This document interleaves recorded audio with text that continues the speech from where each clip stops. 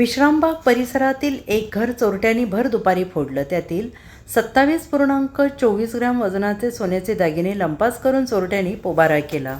आणि या प्रकरणी सुनीता मोहन यादव, राहणार रामकृष्ण अपार्टमेंट, गल्ली क्रमांक 1, श्रीरामनगर, स्वराज्य व्यायाम नजीक, सांगली यांनी विश्रामबाग पोलीस ठाण्यात फिर्याद नोंदवली आहे. या घटनेची माहिती अशी: फिर्यादी सुनीता यादव ही गृहिणी म्हणून कार्यरत आहे.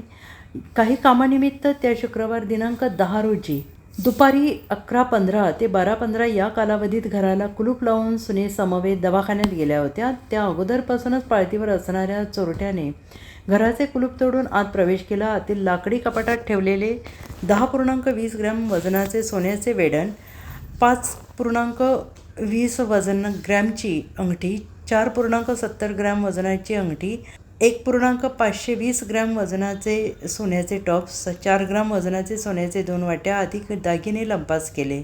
दवाखान्यातून परत आल्यानंतर चोरीची घटना उघडकीस आली. पोलिसांनी घटनास्थळाचा पंचनामा केला असून चोरट्यांवर गुन्हा दाखल केला आहे. Bureau report, SBN Marathi, Vishrambag.